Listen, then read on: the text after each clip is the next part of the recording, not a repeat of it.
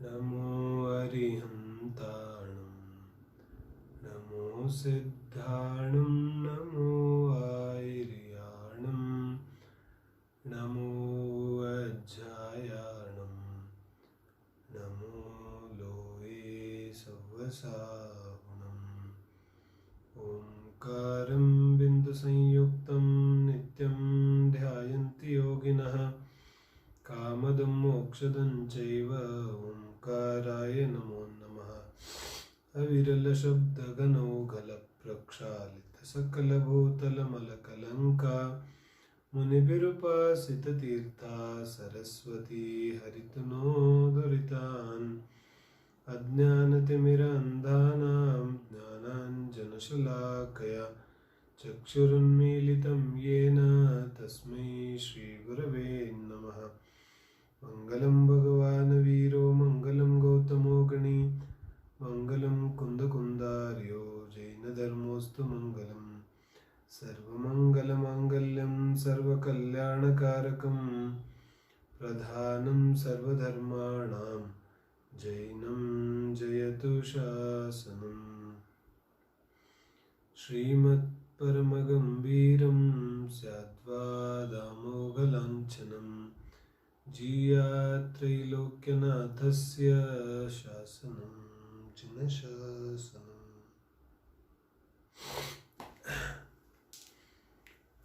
ಕಳೆದ ಹಲವು ದಿನಗಳ ಸ್ವಾಧ್ಯಾಯದ ನಮ್ಮ ಕ್ರಮದಲ್ಲಿ ನಮ್ಮ ಚರ್ಚೆ ಯಾವ ದೇವಶಾಸ್ತ್ರ ಗುರುಗಳ ಪೂಜೆ ಇದೆ ಆ ಪೂಜೆಯನ್ನು ಆಧರಿಸಿ ನಡೀತಾ ಇದೆ. ಪೂಜೆ ಅಷ್ಟದ್ರವ್ಯಗಳ ಪದ್ಯಗಳು, ಅದರ ಜೊತೆಗೆ ಯಾವ ಜಯಮಾಲೆ ಇದೆ, ವಿಸ್ತೃತವಾದಂತಹ ಜಯಮಾಲೆ, ಆ ಜಯಮಾಲೆ ಅನುಪ್ರೇಕ್ಷೆಗಳ ಚರ್ಚೆ ಜಯಮಾಲೆಯ ಮೂಲಕ, ಅದರ ಜೊತೆಗೆ ದೇವಶಾಸ್ತ್ರ ಗುರುಗಳ ಸ್ತವನದ ಮೂಲಕ ನಾವು ದೇವಶಾಸ್ತ್ರ ಗುರುಗಳ ಯಾವ ಪೂಜೆ ಇದೆ ಆ ಪೂಜೆಯ ಒಂದು ಚರ್ಚೆಯನ್ನು ಸಂಪೂರ್ಣ ಮಾಡಿದ್ದೇವೆ. ಇನ್ನು ಮುಂದೆ ಬಹಳ ಮುಖ್ಯವಾದಂತಹ ಒಂದು ಚರ್ಚೆಗೆ ನಾವೀಗ ಮುಂದೆ ಹೋಗ್ತಾ ಇದ್ದೇವೆ.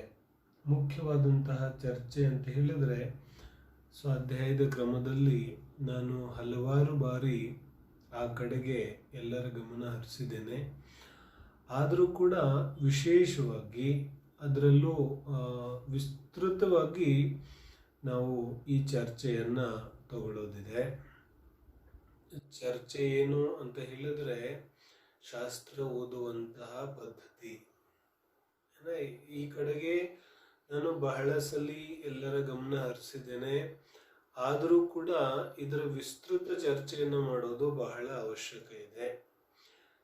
ಕೆಲವು ಮೂಲ ವಿಚಾರಗಳ ಚರ್ಚೆ ಆದ ತಕ್ಷಣ ಈಗ ಎಲ್ಲರಿಗೂ ಕೂಡ ಈ ಒಂದು ವಿಚಾರ ತಿಳ್ಕೊಳ್ತಕ್ಕಂತಹ ಸಾಮಾನ್ಯ ಒಂದು ಏನು ಹೇಳ್ತಾರೆ, ಸಾಮಾನ್ಯ ಜ್ಞಾನ, ಒಂದು ಸಾಮಾನ್ಯವಾದಂತಹ ನಮ್ಮ ಜೈನ ಆಗಮಗಳ ಜ್ಞಾನ ಆಗಿರೋದ್ರಿಂದ ಈಗ ನಾವು ಶಾಸ್ತ್ರಗಳನ್ನು ಓದತಕ್ಕಂತಹ ಪದ್ಧತಿಯ ಬಗ್ಗೆ ಚರ್ಚೆ ಮಾಡೋದಿದೆ. ಪದ್ಧತಿ ಅಂತ ಹೇಳಿದರೆ ಪ್ರತಿಯೊಂದು ವಿಚಾರವನ್ನ ಓದಲಿಕ್ಕೆ ಅಥವಾ ಪ್ರಪಂಚದಲ್ಲಿ ಯಾವುದೇ ಒಂದು ಕಾರ್ಯ ಮಾಡಬೇಕಾದ್ರೆ ಅದಕ್ಕೆ ಆದಂತಹ ಒಂದು ಕಾರ್ಯವಿಧಾನ ಇರುತ್ತೆ. ಯಾವುದೇ ಒಂದು ವಿಷಯದ ಬಗ್ಗೆ ನಾವು ಓದಬೇಕಾದ್ರೆ ಅದಕ್ಕೆ ಆದಂತಹ ಒಂದು ಪದ್ಧತಿ ಇರುತ್ತೆ. ಆ ಪದ್ಧತಿಯನ್ನು ಬಿಟ್ಟು ನಾವು ಏನೇ ಕೆಲಸ ಮಾಡಿದಾಗ ಏನಾಗುತ್ತೆ, ಆ ಯಾವ ಪ್ರತ್ಯೇಕವಾದಂತಹ ಒಂದು ವಿಷಯ ಇದೆ, ಆ ವಿಷಯದ ಗ್ರಾಹ್ಯವಾದಂತಹ ಯಾವ ವಸ್ತು ಇದೆ ಅದು ಸರಿಯಾಗಿ ಗ್ರಹಣೆ ಆಗೋದಿಲ್ಲ. ಅಲ್ಲಿ ಏನೋ ಇರುತ್ತೆ ವಿಷಯ, ಇವನಿಗೇನೋ ವಿಷಯ ಅರ್ಥ ಆಗುತ್ತೆ, ಏನ ವಿಷಯ ಕುछ होता है और ये समझता कुछ है. ಅನಾದಿ ಕಾಲದಿಂದ ಅಜ್ಞಾನಿಯ ಯಾವ ಒಂದು ವಿಚಾರ ನಡೀತಾ ಇದೆ ಅದೇನನ್ನು ತೋರಿಸ್ತಾ ಇದೆ ಕಿ ಇವನ ಯಾವ ಜ್ಞಾನ ಇದೆ ಅದು ವಿಪರೀತ ಜ್ಞಾನ ಇದೆ, ರಾಗದ್ವೇಷ ಮೂಲಕವಾದಂತಹ ಜ್ಞಾನ ಇದೆ. ಮತ್ತು ಅಂತಹ ಜ್ಞಾನದಲ್ಲಿ ಯಾವ ವೀತರಾಗತೆ ಇದೆ ಅದರ ಸರಿಯಾದ ಜ್ಞಾನ ಇವನಿಗಾಗೋದೇ ಇಲ್ಲ. ಹಾಗಾಗಿ ಬಹಳ ಬಹಳ ಬಹಳ ಬಹಳ ಅವಶ್ಯಕ ಇದೆ ಜಿನವಾಣಿಯನ್ನ ಯಾವ ರೀತಿಯಾಗಿ ಓದುವಂಥದ್ದು. ನಾವು ನೋಡ್ತಾ ಇದ್ದೇವೆ ಬಹಳ, ನಾನು ಮೊದಲೇ ವಾರ್ನಿಂಗ್ ರೂಪದಲ್ಲಿ ಹೇಳುತ್ತೇನೆ, ಯಾರು ಟೀಕಾ ಕಟಾಕ್ಷವಾಗಿ ನಮ್ಮ ಸ್ವಾಧ್ಯಾಯದಲ್ಲಿ ನಾವು ಯಾವ ಚರ್ಚೆಯನ್ನು ಮಾಡೋದಿಲ್ಲ. ಆದರೆ ವಿಷಯವನ್ನು ತಿಳ್ಕೊಳ್ತಕ್ಕಂತಹ ಉದಾಹರಣೆಗಾಗಿ ನಾನು ಹೇಳ್ತಾ ಇರುವಂಥದ್ದು, ಯಾವ ಈ ನಮ್ಮ ಜಿನವಾಣಿಯ ಚರ್ಚೆ ಇದೆ, ಈ ಜಿನವಾಣಿಯ ಚರ್ಚೆಯಲ್ಲಿ ಶಾಸ್ತ್ರ ಓದತಕ್ಕಂತಹ ಪದ್ಧತಿಯನ್ನು ತಿಳಿಯದೇನೆ ಶಾಸ್ತ್ರ ಯಾವ ರೀತಿಯಾಗಿ ಓದಬೇಕು, ಯಾವ ಅನುಯೋಗವನ್ನ ಯಾವ ದೃಷ್ಟಿಯಿಂದ ಗ್ರಹಣೆ ಮಾಡಬೇಕು ಅನ್ನತಕ್ಕಂತಹ ಒಂದು ಮೂಲಭೂತ ಜ್ಞಾನ ಇಲ್ಲದೇನೆ ಯಾವಾಗ ನಾವು ಶಾಸ್ತ್ರಗಳನ್ನು ಓದಲಿಕ್ಕೆ ಪ್ರಾರಂಭ ಮಾಡ್ತೇವೆ, ಆಗ ಒಂದು ನಮಗೆ ಹಲವಾರು ಶಾಸ್ತ್ರಗಳ ಒಂದು ಅಭ್ಯಾಸದಿಂದ ಏನು ಹೇಳ್ತಾರೆ, ಶಾಸ್ತ್ರಾಭ್ಯಾಸದ ಒಂದು ಜ್ಞಾನದ ಅಹಂಕಾರ ಆಗಲಿಕ್ಕೆ ಶುರುವಾಗುತ್ತೆ. ಅಥವಾ ಅಲ್ಲಿ ಜಿನವಾಣಿಯ ಒಂದು ಮೂಲ ಉದ್ದೇಶ, ಅದರನ್ನು ಹೇಳೋದರ ಹಿಂದೆ ಯಾವ ಉದ್ದೇಶ ಇದೆ ಅದೇನೋ ಬೇರೆ ಇರುತ್ತೆ, ಆದರೆ ಇವನಿಗೇನೋ ಬೇರೆ ಅರ್ಥ ಆಗುತ್ತೆ. ಯಾಕಂದ್ರೆ ಆ ಮೂಲ ಯಾವ ಅರ್ಥ ಮಾಡಿಕೊಳ್ಳುವಂತಹ ಓದತಕ್ಕಂತಹ ಯಾವ ಪದ್ಧತಿ ಇದೆ ಅದು ಗೊತ್ತಿರೋದಿಲ್ಲ. ಹಾಗಾಗಿ ಶಾಸ್ತ್ರಗಳನ್ನ ಓದೋಕ್ಕಿಂತ ಮುಂಚೆ ಬಹಳ ಅವಶ್ಯಕ ಏನಿದೆ ಅಂದ್ರೆ ಶಾಸ್ತ್ರ ಓದೋ ಪದ್ಧತಿಯನ್ನ ತಿಳಿಯೋದು. ಸುಮಾರು ಜನರಿಗೆ ಆಶ್ಚರ್ಯ ಆಗುತ್ತಾ ಇರಬಹುದು, ಶಾಸ್ತ್ರ ಓದೋಕ್ಕೂ ಪದ್ಧತಿ ಇರುತ್ತೇನೋ, ಇಲ್ಲಿ ಇರುವಾಗ ಶಾಸ್ತ್ರ ಓದೋದೇನೋ, ಯಾವ್ದಾದ್ರು ಶಾಸ್ತ್ರ ತಗೊಂಡೆ ಓದ್ಲಿಕ್ಕೆ ಶುರು ಮಾಡಿದೆ, ಅದರಲ್ಲಿ ಪದ್ಧತಿ ಏನಿದೆ. ಆದ್ರೆ ನಿಜವಾಗಿ ಶಾಸ್ತ್ರ ಓದೋಕ್ಕಿಂತ ಮಹತ್ವಪೂರ್ಣವಾದದ್ದು ಅದನ್ನ ಅರ್ಥ ಮಾಡಿಕೊಳ್ಳುವಂತಹ ಪರಿ, ಯಾವ ರೀತಿಯಾಗಿ ನಾವು ಶಾಸ್ತ್ರವನ್ನ ಓದಬೇಕು. ಶಬ್ದಗಳಲ್ಲಿ ಅರ್ಥ ಇರೋದಿಲ್ಲ. ನಾನು ಹಿಂದೆ ಕೂಡ ಹೇಳಿದ್ದೆ, ಮೊನ್ನೆ ಪ್ರಶ್ನೆ ಕೂಡ ಬಂದಿತ್ತಲ್ಲ, ಜಿನವಾಣಿ ಜಡ ಇದೆಯೋ ಜೀವ ಜಡ ಇದೆಯೋ ಅಂತ. ಜಿನವಾಣಿ ವಾಸ್ತವಿಕವಾಗಿ ಜಡ ಇದೆ, ನಮ್ಗೆ ಹೇಳಲಿಕ್ಕೆ ಭಯ ಆಗ್ತಾ ಇರ್ಬೋದು ಅಥವಾ ಭಯ ಪಡುವಂಥದ್ದು ಏನಿಲ್ಲ. ಜಿನವಾಣಿ ಯಾವ ಶಬ್ದಗಳಿದೆ ಅದು ಹಸ್ತಪ್ರತಿ, ತಾಳೆಗರಿಗಳ ಒಂದು ಹಸ್ತಪ್ರತಿ ಆಗಿರ್ಬೋದು ಅಥವಾ ಪ್ರಿಂಟ್ ಮಾಡಿರೋ ಬುಕ್ ಆಗಿರ್ಬೋದು, ಇದೆಲ್ಲ ಪುದ್ಗಲ ಇದೆ, ಅಜೀವ ಇದೆ, ಜಡ ಇದೆ. ಹಾಗಾದ್ರೆ ಈ ಜಡದಲ್ಲಿ ಜ್ಞಾನ ಇಲ್ಲ, ಸ್ಪಷ್ಟವಾಗಿ ತಿಳ್ಕೊಳ್ಳೋದಿದೆ. ಈ ಜಡ ವಸ್ತುವಿನಲ್ಲಿ ಜ್ಞಾನ ಇಲ್ಲ. ಮತ್ತು ಜ್ಞಾನ ಎಲ್ಲಿದೆ? ಹಂಗಾದ್ರೆ ಸಮಯಸಾರ ಓದಿದ್ರೆ ಸಮಯಸಾರ ಜ್ಞಾನ ಆಗತ್ತಲ್ಲ. ಅರೆ, ಸಮಯಸಾರ ಓದಿದ್ರೆ ಸಮಯಸಾರದ ಜ್ಞಾನ ಆಗುವ ಏನಾದ್ರೂ ಗ್ಯಾರಂಟಿ ಇದೆಯೇನೋ ಯಾರ ಹತ್ರ ಆದ್ರೂ? ಇದೇನು? ನಿಯಮಸಾರವನ್ನ ಓದಿದ್ರೆ ನಿಯಮಸಾರದ್ದೇ ಜ್ಞಾನ ಆಗಬೇಕು ಅನ್ನತಕ್ಕಂತಹ ಗ್ಯಾರಂಟಿ ಯಾರ ಹತ್ರ ಇದೆಯೇನು? ಈ ಖಂಡಿತವಾಗ್ಲೂ ಇಲ್ಲ. ಯಾಕಂದ್ರೆ ನಿಯಮಸಾರದಲ್ಲಿ ಜ್ಞಾನ ಇಲ್ಲ. ಏನು ಹೇಳ್ತಿದ್ದಾರೆ? ಆಶ್ಚರ್ಯ ಪಡುವಂತಹ ಅವಶ್ಯಕತೆ ಇಲ್ಲ. ಅಮೃತಚಂದ್ರಾಚಾರ್ಯರು ತಮ್ಮ ಟೀಕೆಗಳನ್ನ ಬರೆದ ನಂತರ, ಸಮಯಸಾರದ ಟೀಕೆ, ಆತ್ಮಖ್ಯಾತಿ ಟೀಕೆಯನ್ನ ಬರೆದ ನಂತರ ಕೊನೆಗೇನು ಹೇಳ್ತಾರೆ? ವರ್ಣೈ ಪದಾನಿ ರಚಿತಾನಿ ಪದೈಹಿ, ಯಾವ ಈ ಟೀಕೆ ಇದೆಯಲ್ಲ, ಇದನ್ನ ಯಾವ ವಿಸ್ತೃತವಾದಂತಹ ಅಗಾಧ ಮಹಿಮಾ ಉಳ್ಳಂತಹ ಟೀಕೆಯನ್ನ ಬರೀತಾರೆ. ಅಷ್ಟೆಲ್ಲ ದೊಡ್ಡ ಟೀಕೆಯನ್ನ ಬರೆದ ನಂತರ ಅಮೃತಚಂದ್ರ ಸ್ವಾಮಿ ಏನ್ ಹೇಳ್ತಾರೆ? ಇದು ನನ್ನ ಕರ್ತೃತ್ವ ಅಲ್ಲ, ಇದನ್ನ ನಾನು ರಚನೆ ಮಾಡಿಲ್ಲ. ಯಾರು ರಚನೆ ಮಾಡಿದ್ದಾರೆ ಹಾಗಾದ್ರೆ? ಇದು ಅಕ್ಷರಗಳಿಂದ, ಪುದ್ಗಲ ಪರಮಾಣುಗಳಿಂದ ಅಕ್ಷರಗಳಾಯ್ತು, ಅಕ್ಷರಗಳಿಂದ ಪದಗಳಾಯ್ತು, ಪದಗಳಿಂದ ವಾಕ್ಯಗಳಾಯ್ತು, ವಾಕ್ಯಗಳಿಂದ ಗ್ರಂಥ ರಚನೆ ಆಯ್ತು. ಹಾಗಾದ್ರೆ ನನ್ನ ಕರ್ತೃತ್ವ ಎಲ್ಲಿದೆ? ಇದೆಲ್ಲ ಪುದ್ಗಲ ಪರಮಾಣುಗಳ ಕರ್ತೃತ್ವ ಇದೆ. ಹಾಗಾದ್ರೆ ಎಲ್ಲಾ ಶಾಸ್ತ್ರಗಳು ವಾಸ್ತವಿಕವಾಗಿ ಜಡ ಇದೆ. ಶಾಸ್ತ್ರಗಳಲ್ಲಿ ಜ್ಞಾನ ಇಲ್ಲ. ಶಾಸ್ತ್ರಗಳಲ್ಲಿ ಜ್ಞಾನ ಇದೆ ಅಂತ ಯಾವ ವ್ಯಕ್ತಿ ತಿಳಿತಾ ಇದ್ದಾನೆ ಅವನು ಮಹಾ ಅಜ್ಞಾನಿ ಇದ್ದಾನೆ.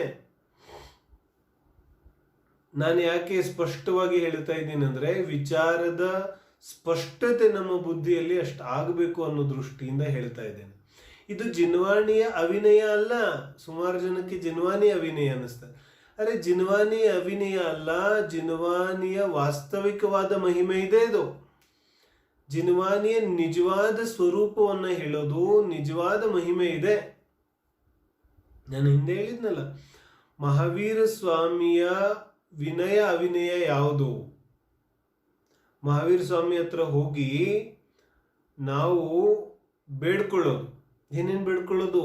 ಸಂಸಾರಿಕ ಎಲ್ಲ ಉಪಭೋಗಗಳು ಸಿಗ್ಲಿ, ನನ್ನ ಶರೀರದ ದುಃಖ ದೂರ ಆಗಲಿ, ನನ್ನ ಮಗನ ಮದುವೆ ಆಗಲಿ, ನಂದಾದಾಗಲಿ ಇದಾಗಲಿ ಅಂತ ಹೋಗಿ ಬೇಡ್ಕೊಳ್ಳೋದು. ಅಥವಾ ಸ್ಟೇಜ್ ಮೇಲೆ ನಿಂತ್ಕೊಂಡು ಹೇಳೋದು ಏನಂತ, ಮಹಾವೀರ ಸ್ವಾಮಿಯ ಒಂದು ಕೃಪೆಯಿಂದ ಎಲ್ಲ ಆಯಿತು. ವಾಸ್ತವಿಕವಾಗಿ ಇದು ವಿನಯ ಇದೆಯೋ, ಮಹಾವೀರ ಸ್ವಾಮಿಯ ಪ್ರಶಂಸೆ ಇದೆಯೋ ಅಥವಾ ನಿಂದನೆ ಇದೆಯೋ? ನಿಜವಾಗ್ಲೂ ವಿಚಾರ ಮಾಡು. है ना, कोई नेता बाहर से बुलाते ना, ಯಾವಾಗ ದೊಡ್ಡ ದೊಡ್ಡ ಕಾರ್ಯಕ್ರಮಗಳ ಒಂದು ಸಮಯದಲ್ಲಿ ಹೊರಗಡಿನ ನೇತೃಗಳನ್ನ, ಲೀಡರ್ಗಳನ್ನ ಕರಿತೀವಲ್ಲ, ಕರೆದಾಗ ಅವರು ಸಾಮಾನ್ಯವಾಗಿ ಮಹಾವೀರ ಸ್ವಾಮಿಯ ಕೃಪೆಯಿಂದ ಎಲ್ಲ ಆಯಿತು, ಹಾಗೆ ಮಾಡಿದ್ರು, ಹೀಗೆ ಮಾಡಿದ್ರು, ಮಹಾವೀರ ಸ್ವಾಮಿ ಹಿಂಗೆ ಮಾಡಿದ್ರು, ಹಾಗಾದ್ರೆ ಇದು ಮಹಾವೀರ ಸ್ವಾಮಿಯ ಪ್ರಶಂಸೆ ಇದೆಯೋ, ನಿಂದನೆ ಇದೆಯೋ? ಏನಿದೆ ಇದು? ನಿಷ್ಪಕ್ಷವಾಗಿ ವಿಚಾರ ಮಾಡೋದು. ನಿಜವಾಗಿ ನೋಡಿದ್ರೆ ಮಹಾವೀರ ಸ್ವಾಮಿಯ ಅಭಿನಯ ಇದೆ ಇದು. ಯಾಕೆಂದ್ರೆ ಮಹಾವೀರ ಸ್ವಾಮಿ ಏನು ಉಪದೇಶ ಕೊಟ್ಟರು? ಪ್ರತಿಯೊಂದು ಪರಮಾಣು ಸ್ವತಂತ್ರ ಇದೆ ಅಂತ ಹೇಳಿದ್ರು. ಜೀವ ದ್ರವ್ಯ ಅಜೀವ ದ್ರವ್ಯ ಸ್ವತಂತ್ರ ಇದೆ ಅಂತ ಹೇಳಿದ್ರು. ಒಂದು ದ್ರವ್ಯ ಇನ್ನೊಂದು ದ್ರವ್ಯದ ಏನೂ ಮಾಡಲಿಕ್ಕೆ ಸಾಧ್ಯ ಇಲ್ಲ ಅಂತ ಹೇಳಿದ್ರು. ಆದರೆ ನಾವು ತದ್ವಿರುದ್ಧವಾಗಿ ಹೇಳ್ತಾ ಇದ್ದೇವೆ. ಹಾಗಾದ್ರೆ ಮಹಾವೀರ ಸ್ವಾಮಿಯ ಉಪದೇಶಕ್ಕೆ ವಿರುದ್ಧವಾಗಿ ಮಾತಾಡ್ತಾ ಇದ್ದೇವೆ. ಹಾಗಾದ್ರೆ ಇಲ್ಲಿ ವಿನಯ ಎಲ್ಲ ಆಯ್ತು, ಇದು ನಿಂದನೆ ಆಯ್ತು, ಅವಿನಯ ಆಯ್ತು ಇದು. ಹಾಗಾಗಿ ವಾಸ್ತವಿಕವಾಗಿ ಶಾಸ್ತ್ರಗಳ ಯಾವ ಸ್ವರೂಪ ಇದೆ ಅದು ಜಡ ಇದೆ. ಆದರೆ ಏನು? ಆದರೆ ಈ ಯಾವ ಪುದ್ಗಲ ಪರಮಾಣುಗಳು ಶಾಸ್ತ್ರ ರೂಪವಾಗಿ ಪರಿಣಮಿಸಿದವಲ್ಲ, ಈ ಶಾಸ್ತ್ರ ರೂಪವಾಗಿ ಪರಿಣಮಿಸಿರುವಂತಹ ಜಡ ಪುದ್ಗಲ ಪರಮಾಣುಗಳು ನನ್ನ ಜ್ಞಾನ ಆಗ್ಲಿಕ್ಕೆ ನಿಮಿತ್ತ ಇವೆ. ನಿಮಿತ್ತ ಮಾತಾಡ್ತಿದ್ದೀವಿ ನಾವು, ಕರ್ತೃ ಅಲ್ಲ. ಯಾವ ನನ್ನ ಈ ಜ್ಞಾನ ಇದೆ, ಈ ಜ್ಞಾನ ಆಗ್ಲಿಕ್ಕೆ ಈ ಪುದ್ಗಲ ಪರಮಾಣುಗಳು ನಿಮಿತ್ತ ಇದೆ. ನಿಮಿತ್ತ ಅಂತ ಹೇಳಿದ್ರೆ ಕೆಲಸ ಮಾಡೋದಿಲ್ಲ. ಆದರೆ ನನಗೆ ವಾಸ್ತವಿಕವಾಗಿ ತತ್ವಜ್ಞಾನ ಆಗಬೇಕಾದ್ರೆ ಅದಕ್ಕೆ ನಿಮಿತ್ತ ಶಾಸ್ತ್ರ ಇದೆ. ನಿಮಿತ್ತ ಅದರ ಅರ್ಥ ಏನು? ಅದು ಕೆಲಸ ಮಾಡೋದಿಲ್ಲ. ಸಮಯ ಸಾರ ತುಂಬಾ ದಿನದಿಂದಿದೆ, ಎಷ್ಟು ಜನರಿಗೆ ಅರ್ಥ ಆಯ್ತು? ಏನ ಜಿನ್ವಾಣಿ ತುಂಬಾ ದಿನದಿಂದಿದೆ. ಷಟ್ಖಂಡಾಗಮ ಗ್ರಂಥವನ್ನ ಕ್ರಿಸ್ತಶಕ 1ನೇ ಶತಮಾನದಲ್ಲಿ ರಚನೆ ಮಾಡಿದ್ರು. ಆದ್ರೆ ಅದರ ಟೀಕೆ ಬಂದು 9-10ನೇ ಶತಮಾನದಲ್ಲಿ ರಚನೆ ಆಯಿತು. ಅಲ್ಲಿವರೆಗೆ ಯಾರು ಟೀಕೆನೇ ಬರೀಲಿಲ್ಲ. ಅದಾದ ನಂತರ ಎಷ್ಟು ಸಲ ಅದು ಪ್ರಕಟಣೆ ಆಯಿತು? 10 ಶತಮಾನಗಳವರೆಗೆ ಅದನ್ನ ಉದ್ಧಾರ ಮಾಡೋರನ್ನ ಕಾಯ್ತಾ ಕೂತಿತ್ತು. ಹಾಗಾದ್ರೆ ಆ ಶಾಸ್ತ್ರಗಳ ನಿಮಿತ್ತದಿಂದ ಗಮನ ಕೊಟ್ಟು ಕೇಳೋದು, ಆ ಶಾಸ್ತ್ರಗಳ ನಿಮಿತ್ತದಿಂದ ಯಾವ ಜೀವ ತನ್ನ ಪುರುಷಾರ್ಥದಿಂದ ತನ್ನ ಉಪಯೋಗವನ್ನ ಆ ಶಾಸ್ತ್ರರೂಪ ಪುದ್ಗಲ ಪರಮಾಣುಗಳಲ್ಲಿ ಸ್ಥಿರ ಮಾಡ್ತಾನೆ, ಅಂತಹ ಜೀವಕ್ಕೆ ತನ್ನಿಂದ ತನಗೆ ಜ್ಞಾನ ಆಗುತ್ತೆ, ಅವನಿಂದ ಅವನಿಗೆ ಜ್ಞಾನ ಆಗುತ್ತಾ ಇದೆ. ಆದರೆ ನಿಮಿತ್ತ ಯಾರಿದ್ದಾರೆ? ನಿಮಿತ್ತ ವಾಸ್ತವಿಕವಾಗಿ ಶಾಸ್ತ್ರಗಳಿದೆ. ಶಾಸ್ತ್ರಗಳ ನಿಮಿತ್ತದಿಂದ ಜ್ಞಾನ ಆಗುತ್ತಾ ಇದೆ. ಆದರೆ ಶಾಸ್ತ್ರಗಳು ಜ್ಞಾನ ಮಾಡಿಸೋದಿಲ್ಲ. ಹಾಗಾಗಿ ಏನ್ ಹೇಳ್ತಿದ್ದಾರೆ? ಜಡ ಇದಾವೆ. ಶಾಸ್ತ್ರಗಳಿಗೆ ಜಡ ಅಂತ ಯಾಕೆ ಕರೆದ್ರು? ಶಾಸ್ತ್ರಗಳು ನನಗೆ ಜ್ಞಾನ ಮಾಡಿಸೋದಿಲ್ಲ, ಆದರೆ ಶಾಸ್ತ್ರಗಳ ನಿಮಿತ್ತದಿಂದನೇ ನನಗೆ ಜ್ಞಾನ ಆಗುತ್ತೆ. ಹಾಗಾಗಿ ಶಾಸ್ತ್ರಗಳ ಮಹಿಮೆ ಇದೆ, ಅಪಾರ ಮಹಿಮೆ ಇದೆ. ಆದರೆ ನಿಜವಾದ ಮಹಿಮೆಯನ್ನ ನಾವು ತಿಳಿಬೇಕು, ಕಾಲ್ಪನಿಕ ಮಹಿಮೆಯನ್ನಲ್ಲ. ಜೀವ ತಾನಾಗಿಯೇ ತಾನು ತನ್ನ ಪುರುಷಾರ್ಥದಿಂದ ತನ್ನ ಉಪಯೋಗವನ್ನ ಆ ಶಾಸ್ತ್ರರೂಪ ಪುದ್ಗಲ ಪರಮಾಣುಗಳಲ್ಲಿ ಯಾವಾಗ ತನ್ನ ಉಪಯೋಗವನ್ನ ಅಂದ್ರೆ ಜ್ಞಾನದರ್ಶನವನ್ನ ಸ್ಥಿರ ಮಾಡ್ತಾನೆ, ಆಗ ಅವನಿಗೆ ವಾಸ್ತವಿಕವಾಗಿ ಜ್ಞಾನದ ಉದಯ ಆಗುತ್ತೆ, ಸಮ್ಯಕ್ ಜ್ಞಾನ ಪ್ರಕಟ ಆಗುತ್ತೆ. ಹಾಗಾಗಿ ಶಾಸ್ತ್ರಗಳ ಮಹಿಮೆ ಅಪಾರ ಇದೆ, ಅದನ್ನು ತಳ್ಳಿ ಹಾಕ್ಲಿಕ್ಕೆ ಹೇಗೆ ಸಾಧ್ಯ ಇದೆ? ಆದರೆ ಶಾಸ್ತ್ರಗಳ ನಿಜವಾದ ಮಹಿಮೆಯನ್ನು ನಾವು ತಿಳಿಬೇಕು. ಶಾಸ್ತ್ರಗಳ ಯಾವ ಒಂದು ಸ್ವರೂಪ ಇದೆ, ಇದು ಬಹಳ ಇತ್ತೀಚಿನ ಕಾಲದಿದೆ. ನಾವು ಹೇಳಿದಂಗೆ ಕ್ರಿಸ್ತಶಕ 1ನೇ ಶತಮಾನದಿಂದ ಪ್ರಾರಂಭ ಆಗಿದೆ. ಅದಕ್ಕಿಂತ ಹಿಂದೆ ಏನಿತ್ತು ಹಾಗಾದ್ರೆ? ಶಾಸ್ತ್ರಗಳಿರ್ಲಿಲ್ವೇನೋ? ಅದಕ್ಕಿಂತ ಹಿಂದೆ ಶ್ರುತ ಇತ್ತು, ಆದ್ರೆ ಶಾಸ್ತ್ರಗಳಿರ್ಲಿಲ್ಲ. ಏನ್ ಹೇಳ್ತಾರೆ? ಶ್ರುತ ಇತ್ತು, ಆದ್ರೆ ಶಾಸ್ತ್ರಗಳಿರ್ಲಿಲ್ಲ. ಶ್ರುತ ಅಂತ ಹೇಳಿದ್ರೆ ಜಿನವಾಣಿ ಇತ್ತು. ಏನ್ ಹೇಳ್ತಾರೆ? ಜಿನವಾಣಿ, ಜಿನೇಂದ್ರ ಭಗವಂತನ ವಾಣಿ ಅದಿತ್ತು. ಸತತವಾಗಿ 24 ತೀರ್ಥಂಕರರಿಂದ ಬರ್ತಾ ಇದೆ. ಅಂತಿಮ ತೀರ್ಥಂಕರ ಮಹಾವೀರ ಸ್ವಾಮಿಯ ನಂತರ ಕೂಡ ಅದೇ ಪ್ರವಾಹದಲ್ಲಿ ಜಿನವಾಣಿ ಹರ್ಕೊಂಡು ಬರ್ತಾ ಇದೆ. ಹಾಗಾದ್ರೆ ಜಿನವಾಣಿ ಇತ್ತು, ಜಿನೇಂದ್ರರ ವಾಣಿ ಇತ್ತು, ಆದ್ರೆ ಶಾಸ್ತ್ರ ರೂಪದಲ್ಲಿ ಇರಲಿಲ್ಲ. ಅದನ್ನು ಯಾರು ರಚನೆ ಮಾಡಿರ್ಲಿಲ್ಲ. ಮತ್ತೆ ಹೆಂಗಿತ್ತು? ಒಬ್ಬರ ಜ್ಞಾನದಲ್ಲಿತ್ತು. ಒಬ್ಬೊಬ್ಬ ಯಾವ ಮುನಿಗಳು ಆಚಾರ್ಯರಿದ್ರು, ಆ ಆಚಾರ್ಯರ ಜ್ಞಾನದಲ್ಲಿ ಜಿನವಾಣಿ ಇತ್ತು. ಈ ಪುಸ್ತಕದಲ್ಲ, ಈ ಯಾವ ಪುಟಗಳ ಮೇಲೆ ಬರೆದಿರೋದಲ್ಲ, ಆ ಆಚಾರ್ಯರ ಜ್ಞಾನದಲ್ಲಿ ಶ್ರುತ ಇತ್ತು. ಆವಾಗ ಶ್ರುತ ಬಹಳ ಸುರಕ್ಷಿತ ಇತ್ತು, ಮತ್ತು ಶ್ರುತದ ಅನ್ಯಥಾ ಅರ್ಥವನ್ನ ಮಾಡೋದು ಬಹಳ ಕಷ್ಟ ಇತ್ತು. ನೋಡಿ, ನಾನು ಏನ್ ಚರ್ಚೆ ಮಾಡ್ತಾ ಇದ್ದೇವೆ ಅದನ್ನ ಗ್ರಹಿಸಿದ್ರೆ ಇದರ ಮೂಲ ವಿಚಾರ ಇವತ್ತು ಗೊತ್ತಾಗುತ್ತೆ. ಇವತ್ತು ನಾವು ಬರೀ ಹಿನ್ನೆಲೆ ಬಗ್ಗೆ ವಿಚಾರ ಮಾಡ್ತಾ ಇದ್ದೇವೆ. ಕ್ರಿಸ್ತಶಕ 1ನೇ ಶತಮಾನಕ್ಕಿಂತ ಹಿಂದೆ ಏನಾಗ್ತಿತ್ತು? ಸಂಪೂರ್ಣ ಜಿನವಾಣಿ ಆಚಾರ್ಯರ ಜ್ಞಾನದಲ್ಲಿತ್ತು, ಅವರೆಲ್ಲೂ ಬರ್ದಿರ್ಲಿಲ್ಲ.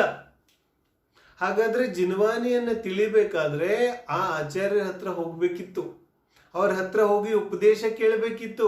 ಹೇ ಆಚಾರ್ಯ ಭಗವಾನ್, ನನಗೆ ಉಪದೇಶವನ್ನ ದಯಪಾಲಿಸಿ ಅಂತ ಹೋಗ್ಬೇಕಿತ್ತು. ಅವರು ಉಪದೇಶವನ್ನು ಕೊಡ್ತಾ ಇದ್ರು. ಸಹಜವಾದ ಒಂದು ಶ್ರಾವಕರಲ್ಲಿ ಮತ್ತು ಮುನಿಗಳಲ್ಲಿ ಸಹಜವಾದಂತ ಇಂತಹ ಸಂಬಂಧ ಇತ್ತು, ನಡೀತಾ ಇತ್ತು. ಶ್ರಾವಕರ ಅರಣ್ಯಕ್ಕೆ ಹೋಗಿ ಕೂಡ ಉಪದೇಶವನ್ನು ಕೇಳ್ತಾ ಇದ್ರು. ಆ ರೀತಿಯಾದ ಒಂದು ಸ್ಥಿತಿ ಇತ್ತು.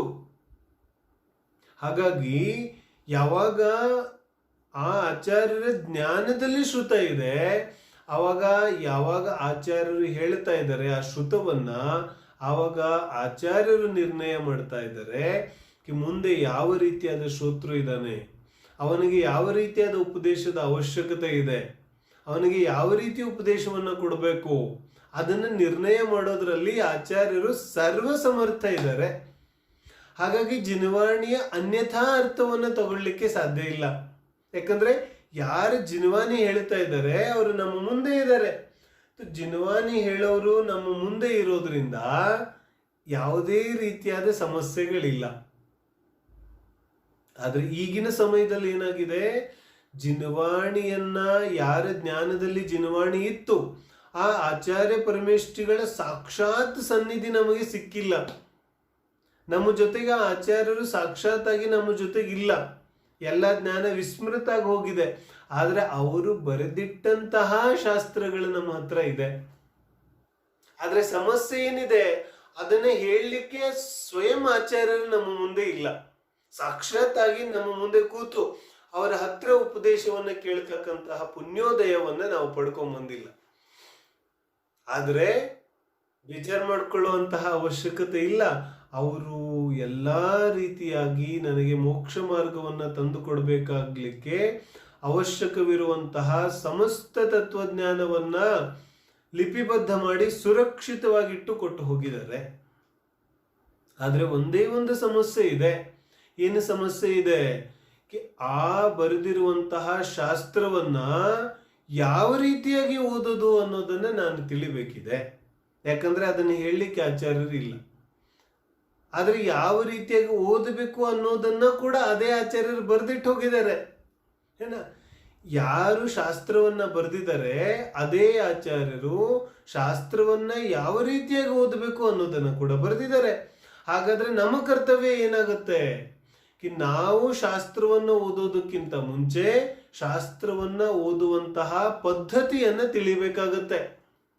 ಆದ್ರೆ ಬಹಳ ದೊಡ್ಡ ಒಂದು ಆಶ್ಚರ್ಯವನ್ನು ಉಂಟು ಮಾಡುವಂತಹ ಸಂಗತಿ ಏನು ಅಂತ ಹೇಳಿದ್ರೆ, ಅನೇಕ ಜನ, ಅಧಿಕಾಂಶ ಜನ ಶಾಸ್ತ್ರವನ್ನ ಓದೋಕ್ಕಿಂತ ಮುಂಚೆ ಅದರದ್ದು ಪದ್ಧತಿನೂ ಇರುತ್ತೆ ಅನ್ನೋ ವಿಚಾರವೇ ಗೊತ್ತಿಲ್ಲ. ಹಾಗಾದ್ರೆ ಪದ್ಧತಿಯನ್ನು ತಿಳ್ಕೊಳ್ಳೋ ಪ್ರಯತ್ನ ಎಲ್ಲಿಂದ ಮಾಡ್ತಾರೆ ಏನ? ನಿಜವಾಗಿ ನಾವು ತಿಳಿಬೇಕಾಗುತ್ತೆ, ಶಾಸ್ತ್ರವನ್ನು ಓದಲಿಕ್ಕೆ ಅದರದೇ ಆದಂತಹ ಒಂದು ಪದ್ಧತಿ ಇದೆ. ಆ ಪದ್ಧತಿಯ ಮೂಲಕ ನಾವು ಓದಿದ್ರೆ ನಮಗೆ ಅತ್ಯಂತ ಸ್ಪಷ್ಟವಾಗಿ ಅರ್ಥ ಆಗುತ್ತೆ. ಮತ್ತು ನಮಗೆ ಯಾವ ಸಂದೇಹಗಳು ಬರುತ್ತೆ, ಆ ಸಂದೇಹಗಳು ಸಂಪೂರ್ಣವಾಗಿ ನಿವಾರಣೆ ಆಗುತ್ತಾ ನಮ್ಮ ಶುದ್ಧ ದೃಢವಾಗಿ ಸಮ್ಯಕ್ತ್ವಕ್ಕೆ ಕಾರಣ ಆಗುತ್ತೆ. ಹಾಗಾಗಿ ಶಾಸ್ತ್ರ ಓದತಕ್ಕಂತಹ ಪದ್ಧತಿಯ ಬಗ್ಗೆ ನಾವು ಚರ್ಚೆ ಮಾಡೋದಿದೆ. ನಮಗೆಲ್ಲ ಅನೇಕ ಜನರಿಗೆ ಗೊತ್ತಿರುವಂತೆ ಜಿನ್ವಾಣಿಯನ್ನ 4 ಭಾಗಗಳಾಗಿ ವಿಭಕ್ತ ಮಾಡಿದ್ದಾರೆ ಏನ? ಕರ್ಣಾನುಯೋಗ್, ಕರ್ಣ ಯಾವುದಿದೆ ಮೊದಲು? ಪ್ರಥಮಾನುಯೋಗ್, ಕರ್ಣಾನುಯೋಗ್, ಚರಣಾನುಯೋಗ್, ದ್ರವ್ಯಾನುಯೋಗ್, 4 ಇದೆಯಲ್ಲ. ಪ್ರಥಮಾನುಯೋಗ್, ಕರ್ಣಾನುಯೋಗ್, ಚರಣಾನುಯೋಗ್ ಮತ್ತೆ ದ್ರವ್ಯಾನುಯೋಗ್, ಈ 4 ರೂಪವಾಗಿ ಜಿನ್ವಾಣಿಯನ್ನ ಕ್ಯಾಟಗರೈಸ್ ಮಾಡಿದ್ರು ಏನ? ಕ್ಯಾಟಗರೈಸ್ ಮಾಡಿದಾಗ ಏನಕ್ಕೋಸ್ಕರ ಮಾಡಿದ್ರು? ನಾವು ಸಮ್ರಾಟ್ ಖಾರ್ವೇಲ್ ಅನ್ನತಕ್ಕಂತಹ ಒಬ್ಬ ದೊಡ್ಡ ಜೈನ ಸಮ್ರಾಟನಾಗಿ ಹೋದ. ಅಶೋಕ ಚಕ್ರವರ್ತಿಯ ನಂತರ ಯಾವುದಾದ್ರೂ ಮತ್ತೊಬ್ಬ ದೊಡ್ಡ ಚಕ್ರವರ್ತಿ ಯಾರಾದ್ರೂ ಆಗಿದ್ದಿದ್ರೆ ಅದು ಸಮ್ರಾಟ್ ಖಾರ್ವೇಲ. ಜೈನ ರಾಜ ಇದ್ದ. ಜೈನ ಒಂದು ಧರ್ಮವನ್ನ ಪಾಲಿಸ್ಕೊಂಡು, ಪೋಷಿಸ್ಕೊಂಡು, ಅನುಮೋದಿಸ್ಕೊಂಡು ಜೀವನದಲ್ಲಿ ಜಿನ ಧರ್ಮಕ್ಕೋಸ್ಕರ ಅನೇಕ ವಿಚಾರಗಳನ್ನ ಸೇವೆ ಸಲ್ಲಿಸಿ ಅನಂತರ ತನ್ನ ಜೀವನದ ಕೊನೆಯಲ್ಲಿ ಆತ್ಮಾನುಭೂತಿ ಪೂರ್ವಕವಾಗಿ ತನ್ನ ಸಮಾಧಿ ಮರಣವನ್ನು ತಗೋತೀನಿ ಅನ್ನತಕ್ಕಂತಹ ವಿಚಾರವನ್ನು ಕೂಡ ಖಾರ್ವೇಲ ರಾಜ ಹೇಳ್ತಾನೆ. ಅಂತಹ ಖಾರ್ವೇಲ ರಾಜನ ಶಾಸನದಲ್ಲಿ ಒಂದು ಉಲ್ಲೇಖ ಬರುತ್ತೆ. ಶಾಸನದಲ್ಲಿ ಏನು ಬರುತ್ತೆ? ಆ ಖಾರ್ವೇಲನ ಪಟ್ಟ ರಾಣಿ ಸಿಂಧುಲಾ ರಾಣಿ, ಆ ರಾಣಿಯ ಒಂದು ನಿಮಿತ್ತದಿಂದ ಅಥವಾ ರಾಣಿಯ ಒಂದು ಪ್ರೇರಣೆಯಿಂದ ಖಾರ್ವೇಲ ಹಲವಾರು ಜಿನಧರ್ಮದ ಉನ್ನತಿಯ ಕೆಲಸಗಳನ್ನ ಮಾಡ್ತಾನೆ. ರಾಣಿಯ ಒಂದು ಪ್ರೇರಣೆಯಿಂದನೇ ಅನೇಕ ಏನ್ ಮಾಡ್ತಾನೆ? ಜಿನ ಮಂದಿರಗಳನ್ನ ಕಟ್ಟಿಸ್ತಾನೆ, ಮುನಿಗಳಿಗೆ ಇರ್ಲಿಕ್ಕೆ ಗುಹೆಗಳನ್ನ ಕಟ್ಟಿಸ್ತಾನೆ. ಎಲ್ಲಿ ಮಂದಿರಗಳು ಇದಾಗಿದೆ ಅಲ್ಲಿ ಜೀರ್ಣೋದ್ಧಾರವನ್ನು ಮಾಡಿಸ್ತಾನೆ. ಕಲಿಂಗದ ಜಿನ ಪ್ರತಿಮೆಯನ್ನ, ಕಲಿಂಗ ಜಿನ ಪ್ರತಿಮಾ ಇತಿಹಾಸ ಪ್ರಸಿದ್ಧ ಆ ಕಲಿಂಗ ಜಿನ ಪ್ರತಿಮೆಯನ್ನ ಇದಕ್ಕೆ ನಂದರಾಜ, ಮಗಧ ದೇಶದ ನಂದರಾಜನ ಹತ್ರ ಹೋಗಿ ಅದನ್ನ ಅಲ್ಲಿಂದ ವಾಪಸ್ ತಗೊಂಡ್ಬರ್ತಾನೆ. ಇಂತಹ ಅನೇಕ ಕ್ರಿಯೆಗಳನ್ನ ಮಾಡ್ತಾನೆ. ಇಷ್ಟೆಲ್ಲ ಮಾಡಿದ್ರು ಕೂಡ ಸಿಂಧುಲಾ ರಾಣಿಗೆ ಹೋಗಿ ಖಾರ್ವೇಲ ಕೇಳ್ತಾನೆ, ರಾಣಿ ನಿನಗೆ ಸಮಾಧಾನ ಆಯ್ತೇನು? ನಾನು ಇಷ್ಟೆಲ್ಲ ಜಿನಧರ್ಮದ ಉತ್ಸಾಹದ ಕಾರ್ಯಗಳನ್ನ ಮಾಡಿದ್ದೇನೆ ಅಂತ. ಆವಾಗ ರಾಣಿ ಏನ್ ಹೇಳ್ತಾಳೆ, ಇದೆಲ್ಲ ನೀವು ಮಾಡಿದಿರಿ ಸರಿ, ಆದ್ರೆ ನನಗಿನ್ನೂ ಪ್ರಸನ್ನ ಆಗಿಲ್ಲ. ಯಾಕೆ? ಇದೆಲ್ಲ ಭೌತಿಕ ಕೆಲಸ ಇದೆ. ನಿಜವಾದ ಜೈನ ಧರ್ಮದ ಪ್ರಭಾವನೆಯನ್ನಂತೂ ಇದ್ಯಾವುದರಿಂದ ಮಾಡಲಿಕ್ಕೆ ಸಾಧ್ಯ ಇಲ್ಲ. ಇದೆಲ್ಲ ಭೌತಿಕ ವಿಚಾರ ಇದೆ. ಹಾಗಾದ್ರೆ ನಿಜವಾಗಿ ಯಾವುದರಿಂದ ಆಗುತ್ತೆ? ರಾಣಿ ಹೇಳ್ತಾಳೆ, ಜಿನ ಧರ್ಮದ ಯಾವ ತತ್ವಜ್ಞಾನ ಇದೆ ಆ ತತ್ವಜ್ಞಾನ ಮುಂದಿನ ಕಾಲದವರೆಗೂ ಸುರಕ್ಷಿತವಾಗಿದ್ರೆ ಮಾತ್ರ ಈ ಜಿನ ಧರ್ಮ ಬದುಕಲಿಕ್ಕೆ, ಉಳಿಲಿಕ್ಕೆ ಸಾಧ್ಯ ಇದೆ. ಆ ವಿಚಾರವನ್ನ ಕೇಳಿದಂತಹ ಖಾರ್ವೇಲ ಏನ್ ಮಾಡ್ತಾನೆ? ಸಾವಿರಾರು ಸ್ವರ್ಣ ಮುದ್ರಗಳನ್ನ ವ್ಯಯ ಮಾಡಿ ಒಂದು ಮುನಿಗಳ ಒಂದು ಸಭೆಯನ್ನ ಕರೀತಾನೆ, ಸಂಗೀತಿಯನ್ನ ಕರೀತಾನೆ. ಎಲ್ಲ ಭಾರತ ದೇಶದ ಎಲ್ಲ ಮುನಿಗಳನ್ನ ಸೇರಿಸುವಂತಹ ಪ್ರಪ್ರಥಮವಾದ ಕೆಲಸವನ್ನ ಯಾರಾದ್ರೂ ಮಾಡಿದ್ದಿದ್ರೆ ಅದು ಸಮ್ರಾಟ್ ಖಾರ್ವೇಲ ಇದ್ದಾನೆ. ಖಾರ್ವೇಲನ ನಂತರ ಕಾಲದಲ್ಲಿ ಯಾವ ನಮ್ಮ ಶ್ರುತ ಪಂಚಮಿಯ ಕಥೆ ಇದೆ, ಯಾವುದು ಅರ್ಹತ್ ಬಲಿ ಆಚಾರ್ಯರ ಸಮ್ಮುಖದಲ್ಲಿ ಯಾವ ಇಬ್ಬರು ಶಿಷ್ಯರುಗಳನ್ನ ಧರ್ಸೇನಾಚಾರ್ಯರಿಗೆ ಕಳಿಸ್ಕೊಡ್ಲಾಗುತ್ತೆ. ಆ ಯಾವ ವಿಚಾರ ಇದೆ ಅದು ಇದಾದ ನಂತರ ಕಾಲದಲ್ಲಿ ಆಗುತ್ತೆ. ಹಾಗಾದ್ರೆ ಪ್ರಪ್ರಥಮವಾದ ಪ್ರಯತ್ನವನ್ನ ಸಮ್ರಾಟ್ ಖಾರ್ವೇಲ ಮಾಡ್ತಾನೆ. ಏನ್ ಮಾಡ್ತಾನೆ? ಈ ಯಾವ ವಿಲುಪ್ತವಾದಂತಹ ಜ್ಞಾನ ಇದೆ ಇದನ್ನ ಸುರಕ್ಷಿತವಾಗಿ ಹೆಂಗಿಡೋದು. ಶ್ರುತಪಂಚಮಿ ದಿನ ಸ್ವಲ್ಪ ವಿಚಾರವನ್ನ ನಾನು ಹೇಳಿದ್ದೆ. ಯಾವ ರೀತಿಯಾಗಿ ಈ ಯಾವ ಜ್ಞಾನ ಇದೆ ಇದನ್ನು ಹೇಗೆ ಸುರಕ್ಷಿತವಾಗಿ ಇಡೋದು ಅನ್ನೋದರ ಬಗ್ಗೆ ಮೊದಲನೇ ಬಾರಿಗೆ ಖಾರ್ವೇಲನ ಸಂಗೀತಿಯಲ್ಲಿ ಕಾರ್ಯಕ್ರಮದಲ್ಲಿ ಚರ್ಚೆ ಆಗುತ್ತೆ. ಚರ್ಚೆ ಆದರೂ ಕೂಡ ಎಲ್ಲ ಮುನಿಗಳು ಅನೇಕ ರೀತಿಯಾಗಿ ವಿಚಾರ ಮಾಡ್ತಾರೆ. ಆದರೆ ಈ ಯಾವ ಜಿನ್ವಾಣಿ ಇದೆ ಇದನ್ನ ಲಿಪಿಬದ್ಧ ಮಾಡತಕ್ಕಂತಹ ಸಾಹಸ ಯಾರಿಗೂ ಆಗೋದಿಲ್ಲ. ಆದರೆ ಒಂದು ಬಹಳ ದೊಡ್ಡದಾದಂತಹ ಒಂದು ನಿರ್ಣಯ ಈ ಸಭೆಯಲ್ಲಿ ನಡೆಯುತ್ತೆ. ಏನು ನಡೆಯುತ್ತೆ ಈ ಸಭೆಯಲ್ಲಿ ನಿರ್ಣಯ? ಯಾವ ಪ್ರಾಪ್ತ ಜಿನವಾಣಿ ಇದೆ ಅಂದ್ರೆ ಇಲ್ಲಿವರೆಗೆ ಎಷ್ಟು ಜಿನವಾಣಿ ಜ್ಞಾನದಲ್ಲಿ ಉಪಲಬ್ಧ ಇದೆ ಆ ಉಪಲಬ್ಧ ಜ್ಞಾನವನ್ನ 4 ಭಾಗಗಳಾಗಿ ವಿಭಜಿಸುವಂತಹ ನಿರ್ಣಯವನ್ನ ಈ ಸಭೆಯಲ್ಲಿ ಕೈಗೊಳ್ಳಲಾಗುತ್ತೆ. ಹಾಗಾಗಿ ಈ ಯಾವ ಅನಿಯೋಗಗಳ 4 ಭೇದಗಳಿದೆ ಇದು ವಾಸ್ತವಿಕವಾಗಿ ಪ್ರಾರಂಭವಾಗಿದ್ದು ಖಾರ್ವೇಲನ ಕಾಲದಿಂದ. ಅದಕ್ಕಿಂತ ಮುಂಚೆ ಈ ಭೇದಗಳು ಇರಲಿಲ್ಲ. ಈ 4 ಭೇದಗಳು ಈ 4 ಭೇದಗಳ ಪ್ರಾರಂಭ ಆಗಿದ್ದು ಖಾರ್ವೇಲನ ಕಾಲದಲ್ಲಿ. ಯಾಕೆ ಹೀಗೆ ಮಾಡಿದ್ರು? ಯಾಕಂದ್ರೆ ಜಿನ್ವಾನಿಯನ್ನ ಸಂರಕ್ಷಿಸಬೇಕಲ್ಲ. ಹಾಗಾದ್ರೆ ಅದನ್ನ ವಿಭಾಗ ಮಾಡಿದ್ರು. ಪ್ರಥಮಾನಿಯೋಗ, ಕರ್ಣಾನಿಯೋಗ, ಚರಣಾನಿಯೋಗ, ದ್ರವ್ಯಾನಿಯೋಗ. ಒಬ್ಬೊಬ್ಬರು ಆಚಾರ್ಯರು ಒಂದೊಂದು ಅನಿಯೋಗದಲ್ಲಿ ಸಮರ್ಥರಾಗ್ಲಿಕ್ಕೆ ಸಾಧ್ಯ ಆಗುತ್ತೆ ಏನ. ಹಾಗಾಗಿ ಮತ್ತೆ ಆ ಜ್ಞಾನವನ್ನ ಸುರಕ್ಷಿತವಾಗಿ ಇಡೋದು ಕೂಡ ಈ ರೀತಿಯಾಗಿ ವಿಭಾಗ ಮಾಡಿದ್ರೆ ಸಾಧ್ಯ ಆಗುತ್ತೆ ಅನ್ನೋ ದೃಷ್ಟಿಯಿಂದ 4 ಭಾಗಗಳಾಗಿ ವಿಭಜನೆ ಮಾಡ್ತಾರೆ ಈ ಅನುಯೋಗಗಳನ್ನ. ಇಲ್ಲಿಂದ ಅನಂತರ ಯಾವಾಗ ಲಿಪಿಬದ್ಧ ಆಗಲಿಕ್ಕೆ ಶುರು ಆಗುತ್ತೆ ಆವಾಗಲೂ ಕೂಡ ಜಿನ್ವಾಣಿಯ ಇದೇ ಭೇದ ಮುಂದೆ ಕೂಡ ನಡ್ಕೊಂಬಂದು ಇಲ್ಲಿಯವರೆಗೂ ಕೂಡ ಜಿನ್ವಾಣಿಯ ಯಾವ ಒಂದು ರಚನೆ ಇದೆ ಮತ್ತು ಓದೋ ಪದ್ಧತಿ ಇದೆ ಅದು 4 ಅನುಯೋಗಗಳ ರೂಪದಲ್ಲಿದೆ. 4 ಅನುಯೋಗಗಳ ಒಂದು ರೀತಿಯಲ್ಲಿಯೇ ನಾವು ಜಿನ್ವಾಣಿಯನ್ನ ಓದಬೇಕಾಗುತ್ತೆ, ಜಿನ್ವಾಣಿಯನ್ನ ಅರ್ಥ ಮಾಡ್ಕೋಬೇಕಾಗುತ್ತೆ. ಇಲ್ಲಿಂದ 4 ಅನುಯೋಗಗಳ ಭೇದಗಳು ಪ್ರಾರಂಭ ಆಗುತ್ತೆ.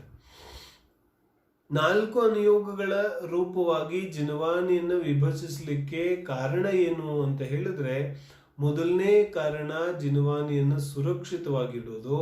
ಎರಡನೇ ಕಾರಣ ಮುಂದಿನ ಯಾವ ಪೀಳಿ ಇದೆ ಆ ಮುಂದಿನ ಪೀಳಿಗೆಗೆ ಅದರ ಸರಿಯಾದ ಅರ್ಥ ಆಗಬೇಕು ಅನ್ನೋ ದೃಷ್ಟಿಯಿಂದ ಇದನ್ನ ವಿಭಾಗ ಮಾಡ್ತಾರೆ. ಒಂದು ವೇಳೆ ವಿಭಾಗ ಮಾಡಲಿಲ್ಲ ಅಂದ್ರೆ ಆ ಚತುರ್ಥ ಕಾಲದಲ್ಲಿ ಇರ್ತಕ್ಕಂತಹ ಶ್ರೇಷ್ಠವಾದ ಜ್ಞಾನ ಅಂತೂ ಈ ಜೀವಿಗಳಿಲ್ಲ, ಅದ್ರ ಜೊತೆ ವಿಶುದ್ಧ ಪರಿಣಾಮಗಳು ಇಲ್ಲ. ಹಾಗಾದ್ರೆ ಇವರಿಗೆ ಅರ್ಥ ಆಗೋದಿಲ್ಲ. ಏನೋ ಅರ್ಥವನ್ನ ಏನೋ ಅಂತ ತಿಳಿದು ಏನೋ ಅರ್ಥ ಮಾಡ್ಕೋತಾರೆ. ಹಾಗಾಗಿ ಇವರಿಗೆ ಸ್ಪಷ್ಟತೆ ತುಂಬಾ ಅವಶ್ಯಕ ಇದೆ. ಸ್ಪಷ್ಟತೆ ಬರಬೇಕಾದ್ರೆ ಅದನ್ನ ವಿಷಯವನ್ನ ವಿಭಜನೆ ಮಾಡ್ತಾರೆ. ವಿಭಜನೆ ಮಾಡಿದಾಗ ಪ್ರಥಮಾನುಯೋಗದ ವರ್ಣನೆ ಇದೆ ಖತಮ್. ಈಗ ಪ್ರಥಮಾನುಯೋಗದ ವರ್ಣನೆ ಇದೆ ಅಂದ ತಕ್ಷಣ ಅಲ್ಲೆಲ್ಲ ಯಾವ ಒಂದು ಅಪೇಕ್ಷೆಯಿಂದ ಚರ್ಚೆ ಮಾಡ್ತಾ ಇದ್ದಾರೆ ಅನ್ನೋದು ಸ್ಪಷ್ಟವಾಗಿ ಅರ್ಥ ಆಗುತ್ತೆ. ಅವಾಗ ಇನ್ನು ನಾವು ಯಾವುದೇ ರೀತಿಯಾದಂತಹ ಸಂದೇಹಗಳನ್ನು ಇಟ್ಕೊಳ್ಳುವಂತಹ ಅವಶ್ಯಕತೆ ಬರೋದೇ ಇಲ್ಲ. ಹಾಗಾಗಿ ಆ ದೃಷ್ಟಿಯಿಂದ ಈ 4 ಅನುಯೋಗಗಳ ಭೇದಗಳು ಮಾಡಿದರೆ, ಆದರೆ ಇವುಗಳ ಭೇದಗಳ ಹಿಂದೆ ಇರುವಂತಹ ಈ ನಿಜವಾದ ಅರ್ಥವನ್ನು ನಾವು ತಿಳಿಬೇಕು. ಒಂದು ವೇಳೆ ಸಂಪೂರ್ಣ ಜಿನ್ವಾಣಿಯನ್ನ ಒಂದೇ ರೀತಿಯಾಗಿ ತೆಗೆದು ನಮಗೆ ಕೊಟ್ಟಿದ್ದಿದ್ರೆ, ಒಂದೇ ಗ್ರಂಥದಲ್ಲಿ ಕಥೆಗಳು ಇದೆ, ಒಂದೇ ಗ್ರಂಥದಲ್ಲಿ 3 ಲೋಕದ ವರ್ಣನೆನೂ ಇದೆ, ಒಂದೇ ಗ್ರಂಥದಲ್ಲಿ ಚರಣಾನುಯೋಗನೂ ಇದೆ, ಒಂದೇ ಗ್ರಂಥದಲ್ಲಿ ಆತ್ಮ ಶುದ್ಧಾತ್ಮ ಅಂತಾನೂ ಇದೆ. ಏನು ಆಗೋದು ವಿಚಾರ ಮಾಡಿ. ಯಾಕಂದ್ರೆ ನಮ್ಮ ಜ್ಞಾನಗಳು ಇಷ್ಟೊಂದು ಅದ್ಭುತವಾಗಿಲ್ಲ. ಕ್ಷಯೋಕ್ಷಮ ಜ್ಞಾನ ತುಂಬಾ ಕಡಿಮೆ ಇದೆ ನಮಗೆ. ಏನಾಗೋದು ವಾಸ್ತವಿಕವಾಗಿ? ಯಾವ ಒಂದು ಜಿನ್ವಾಣಿ ಇದೆ ಅದು ಸಂಪೂರ್ಣವಾಗಿ ಸಂದೇಹಾತ್ಮಕ ಆಗೋಗೋದು.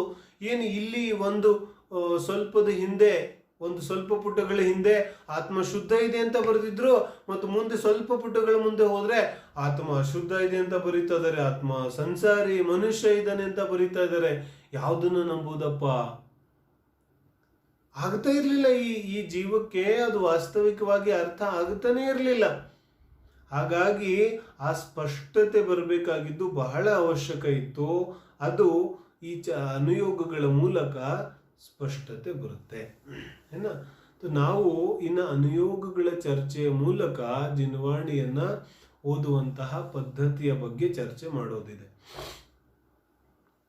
ಯಾವ ರೀತಿಯಾಗಿ ಈ ಅನುಯೋಗಗಳ ಒಂದು ಸ್ವರೂಪ ಇದೆ, ಯಾವ ರೀತಿಯಾಗಿ ಇವುಗಳನ್ನು ಓದೋದಿದೆ, ಒಂದೊಂದು ಅನುಯೋಗವನ್ನು ಒಂದೊಂದು ಅನುಯೋಗದ ಚರ್ಚೆಯನ್ನು ನಾವು ಪ್ರಾರಂಭ ಮಾಡೋಣ. ಮೊದಲನೇ ಅನುಯೋಗದಿಂದ ನಾವು ಚರ್ಚೆ ಶುರು ಮಾಡ್ತಾ ಇದ್ದೀವಿ. ಮೊದಲನೇ ಅನುಯೋಗ ಪ್ರಥಮಾನುಯೋಗ ಇದೆ. 4 ಅನುಯೋಗಗಳು ಎಲ್ಲರಿಗೂ ಜ್ಞಾಪಕ ಇರುತ್ತಿದ್ದೇನೆ. ಪ್ರಥಮಾನುಯೋಗ, ಕರ್ಣಾನುಯೋಗ, ದ್ರವ್ಯಾನುಯೋಗ, ಚರಣಾನುಯೋಗ ಅಥವಾ ಚರಣಾನುಯೋಗ, ದ್ರವ್ಯಾನುಯೋಗ. ಈ 4 ಅನುಯೋಗಗಳಲ್ಲಿ ಮೊದಲನೇ ಅನುಯೋಗ ಇದೆ ಪ್ರಥಮಾನುಯೋಗ. ಪ್ರಥಮಾನುಯೋಗ ಅಂತ ಹೇಳಿದ್ರೆ ಏನು? ಪ್ರಥಮ ಅನುಯೋಗ ಪ್ರಥಮ ಅನುಯೋಗ ಅಂದ್ರೆ ಮೊದಲನೇ ಅನುಯೋಗ ಅಂತಲ್ಲ. ಪ್ರಥಮ ಇಲ್ಲಿ ಅರ್ಥ ಪೂರ್ವದಲ್ಲಿ ನಡೆದಿದ್ದು, ಪ್ರಥಮ ಅಥವಾ ಪೂರ್ವ. ಇಲ್ಲಿ ಪ್ರಥಮ ಅಂದ್ರೆ ಮೊದಲನೇದ ಅರ್ಥ ಅಲ್ಲ. ಮೊದಲನೇದಂದ್ರೆ ಏನು? ಹಿಂದೆ ಆಗಿದ್ದು. प्रथम का मतलब क्या हुआ? पीछे जो हुआ था, इतिहास में जो हुआ था. मतलब हम पुराण की बात करते हैं. पुराणों में क्या हुआ था? तो पुराण जिन जिन विचारों की बात करते हैं वो सब अब नहीं हुआ है, वो बहुत पहले हो चुका है ना. ಕೋಟ್ಯಾಂತರ ವರ್ಷಗಳ ಹಿಂದೆ ನಡೆದಿರುವಂತಹ ವಿಚಾರವನ್ನ ನಾವು ಈಗ ಹೇಳ್ತಾ ಇದ್ದೇವೆ. ಅದಕ್ಕೇನಂತಾರೆ? ಪ್ರಥಮ ಅನುಯೋಗ. ಪ್ರಥಮ ಅನುಯೋಗ ಅಂದ್ರೆ ಹಿಂದೆ ಆಗಿರುವಂತಹ ವಿಚಾರವನ್ನ ಹೇಳುವಂತಹ ಪದ್ಧತಿ. ಅರ್ಥ ಆಗ್ತಿದೆ? ಈ ರೀತಿಯಾಗಿ ನಾವು ಅರ್ಥ ಮಾಡ್ಕೋಬೇಕಾಗುತ್ತೆ. ಹಿಂದೆ ಪೂರ್ವದಲ್ಲಿ ಇತಿಹಾಸದಲ್ಲಿ ಯಾವ ವಿಚಾರ ನಡೆದು ಹೋಗಿದೆ ಅದನ್ನ ವರ್ಣನೆ ಮಾಡುವಂತಹ ಯಾವ ಪದ್ಧತಿ ಇದೆ ಆ ಪದ್ಧತಿಗೆ ನಾವು ಪ್ರಥಮಾನುಯೋಗ ಪದ್ಧತಿ ಅಂತ ಕರೀತೇವೆ. ಪ್ರಥಮಾನುಯೋಗ ಅಂದ್ರೆ ಏನು? ಯಾವ ಅನುಯೋಗದಲ್ಲಿ ಏನ್ ಬರುತ್ತೆ? ಯಾವ ಅನುಯೋಗದಲ್ಲಿ ಕಥೆಗಳು, ಯಾವ ಕಥೆಗಳು? ಕಾಗಕ್ಕ ಗುಬ್ಬಕ್ಕ ಕಥೆಗಳಲ್ಲ. ಯಾವ ಕಥೆಗಳು?